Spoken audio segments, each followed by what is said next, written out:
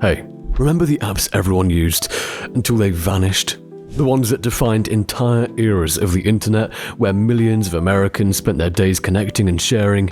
Yeah, those ones. They didn't shut down because they were bad, they were banned. Simply, one day, something better came along and pretty much everyone left.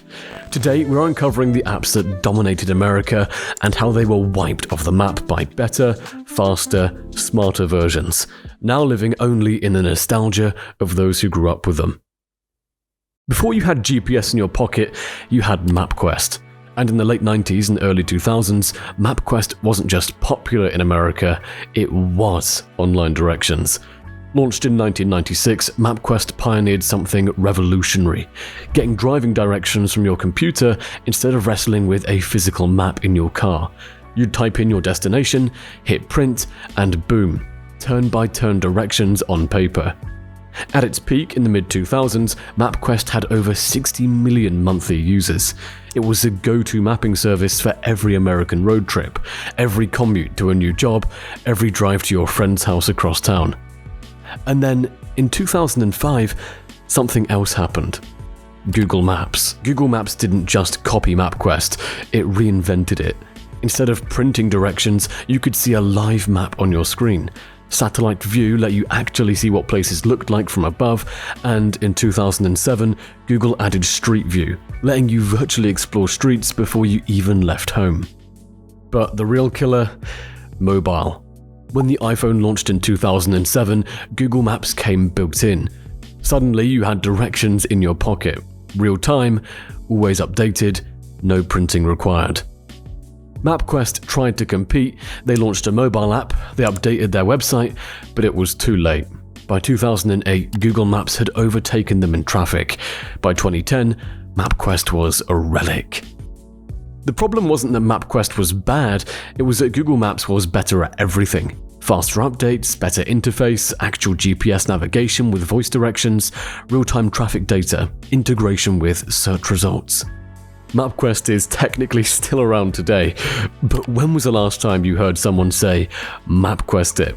Never, because Google turned map into a verb and MapQuest became internet history.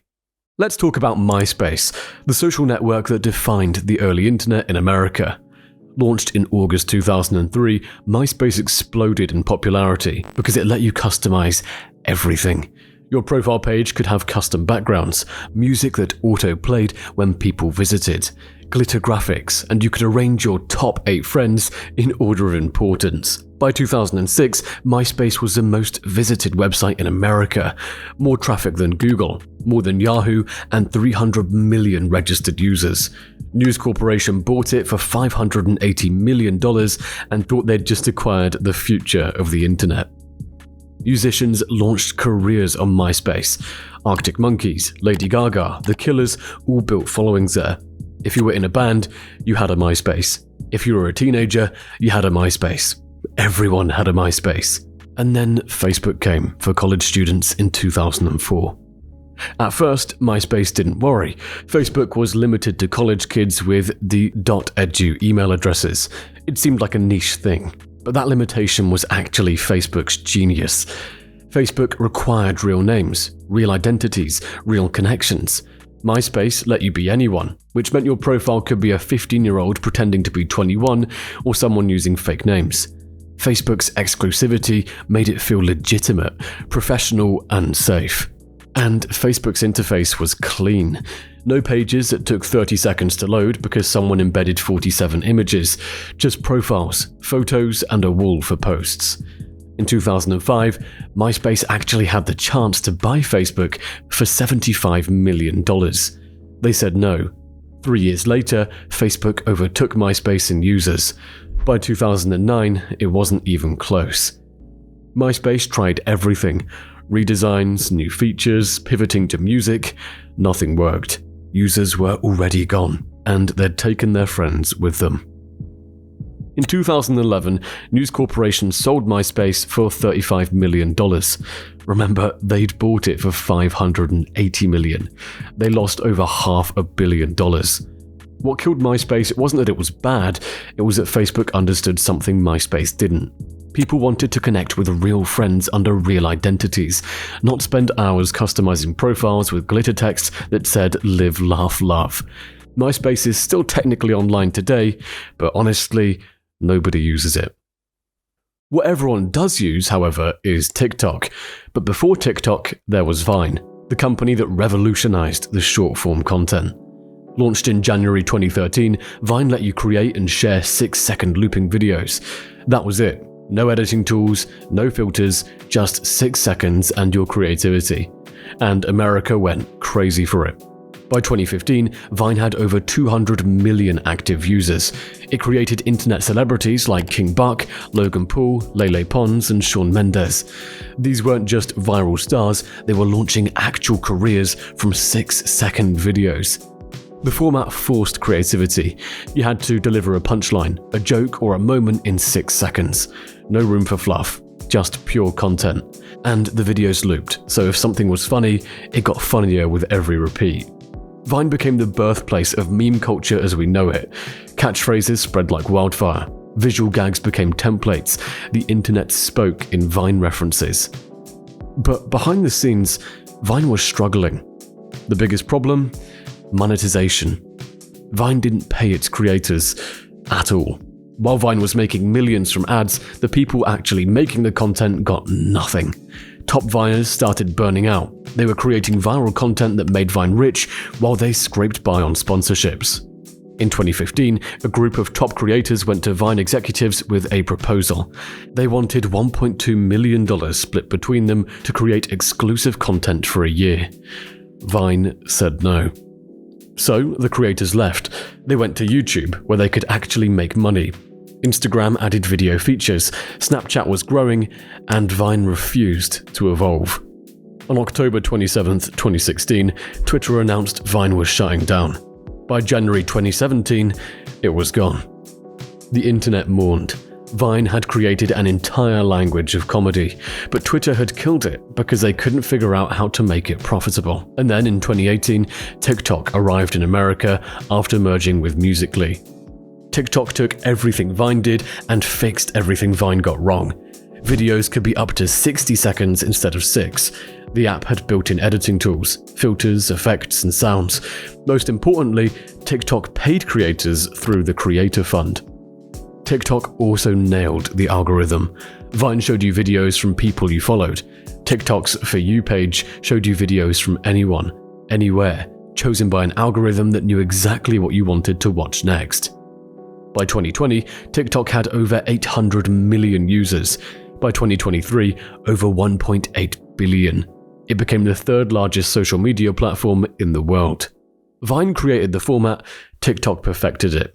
And now, when people talk about short-form video, they don't say, it's like Vine, they say, it's like TikTok. And while Vine lost the short-form war, another giant of the internet was quietly heading toward its own downfall. Skype. Launched in 2003, Skype revolutionized communication in America. Free voice calls over the internet, free video calls, instant messaging, all in one app. For the first time, you could see your relatives across the country without paying long-distance charges. By 2011, Microsoft bought Skype for $8.5 billion. At the time, Skype had over 600 million registered users. It was the way people made video calls. You didn't video chat someone, you Skyped them. And then Microsoft made a series of catastrophically bad decisions. They redesigned the interface to look like Snapchat with highlights and unnecessary features nobody wanted. They forced users to sign in with Microsoft accounts instead of their Skype usernames. They made the app bloated, slow, and buggy. While Skype was busy ruining its own app, new competitors appeared. FaceTime made video calling effortless on iPhones. WhatsApp added free video calls. Discord became the go-to for gaming communities. But the biggest threat came from inside Microsoft itself. Microsoft Teams, launched in 2016 as a Slack competitor, slowly absorbed all of Skype's features. Microsoft started pushing Teams aggressively to businesses and schools. Skype got fewer updates, fewer promotions, and felt abandoned. And then came 2020, the pandemic, the moment video calling became essential for everyone. This should have been Skype's moment to dominate, but instead, everyone flocked to Zoom. Zoom launched in 2011, the same year Microsoft bought Skype, but it focused on one thing: making video calls that actually worked. No account required, just click a link and join. While Skype forced you to create an account, add contacts, and hope the call didn't drop, Zoom let you send someone a link and start talking immediately. Zoom had screen sharing, virtual backgrounds, breakout rooms, everything businesses needed. At the start of 2020, Skype held 32% of the video call market. By early 2021, Zoom had 55% and Skype had dropped to 6.6%. In February 2025, Microsoft announced Skype would officially shut down on May 5th, 2025. After 22 years, Skype was dead. Microsoft moved all remaining users to Teams. Skype, the app that pioneered video calling, was officially retired. These apps shaped how millions of Americans use the internet, and then they became internet history. We've got more stories about the apps that define the internet on the channel, so subscribe so you don't miss them, and see you in the next one. Cheers.